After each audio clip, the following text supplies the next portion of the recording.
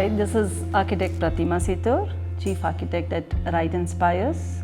Today I'll be taking you through a home that we have built in the Bema layout at RR Nagar, which faces a beautiful park, which is a plot size of 40-60.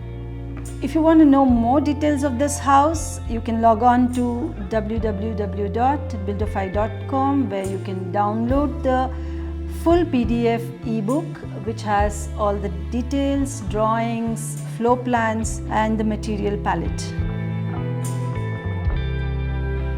The park has lovely large trees from Gulmohar to the tabubias to deep within the mango groves literally. So you see the deep green canopy inside, and then you see a glimpse of a sky through these leaves, which become very interesting. And what we discovered building the house is the park gets more interesting when you start looking at them at different levels. So when you're at ground level, the views you can capture is so different from what you capture at the first level, and very different from what you can capture at the terrace level.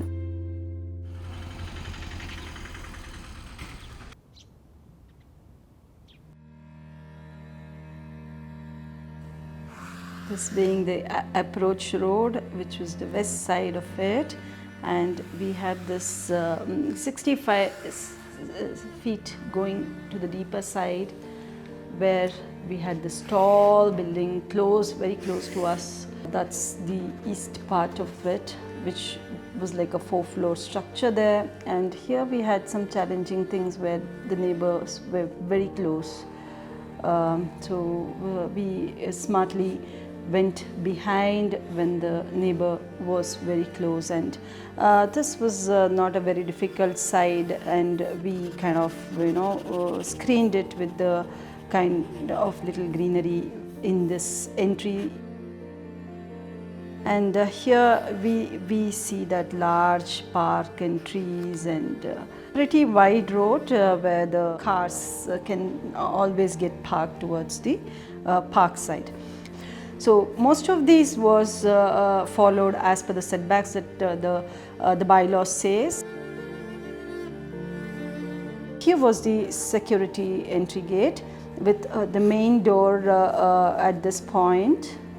So from the security gate to the main door, we had this beautiful curved wall element, which would kind of give glimpses. It's a fenestrated wall where you get a slight bit of hazy glimpses of the inside, and for somebody who's inside, you will get a glimpse of what is outside. And these slits also get in beautiful light.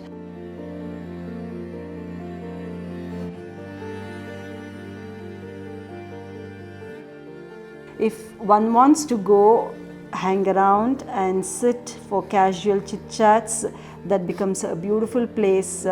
And for all the casual informal talks that happens around a home within the family members, this sunken courtyard becomes a beautiful space. I would say even the younger one in the house loves doing all her art activity and her homeworks in this space, in this courtyard. So from the main door to the left side is the kitchen.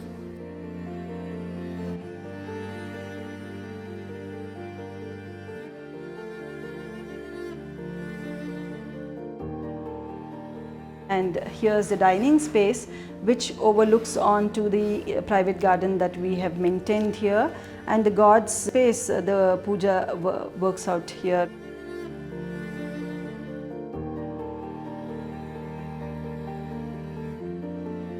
Level above the kitchen dining level is where the private rooms are. So we come up here to a common space there, which was designed as the study and a home office space. Towards the left was a kids' room. We had very smartly cordoned off rear side, which was a tall and not so good looking neighbor with blank walls there, and we allowed the air and light to flow in like this, and we opened up the window towards our own green space that we had created, the little green courtyard. Two girls shared the room here with this bed space here and the wardrobe going there and a little dressing place there, and yet another study for them in that place with a toilet in this corner.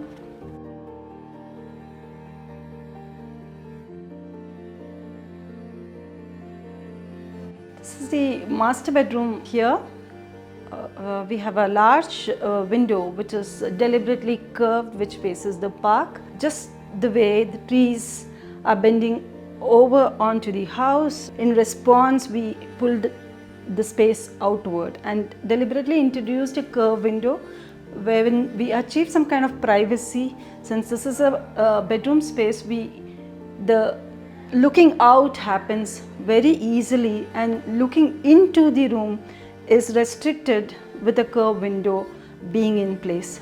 The curve kind of does not allow direct view into the room, and it's also that there is another adjacent square form that is pulled out of this window to complement, where a casual sitting area could work, a casual reading nook or seating area can be carved out into this rectangle space. So this rectangle opens onto the sit out courtyard that we have created.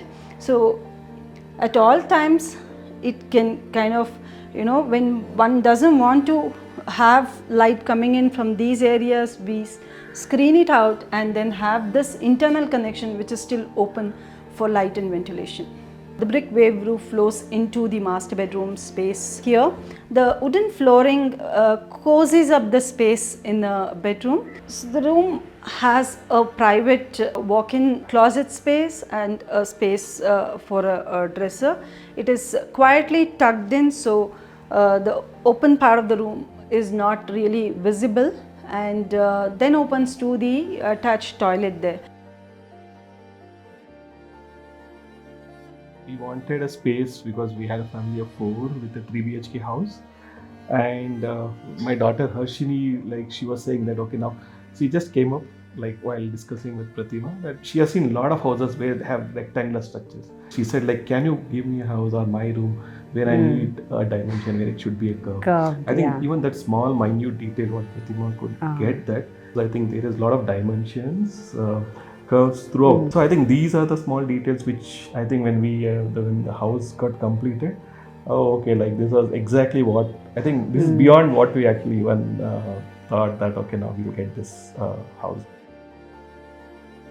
Eco-friendly, eco-responsive, eco-sensitive, environment-friendly, sustainable building, green architecture, organic architecture. They are all the fancy terms that one can use to describe a home like this, but in the common language, I would say it is well thought design, meticulous detailing, beautiful execution that has come together to make this space what it is.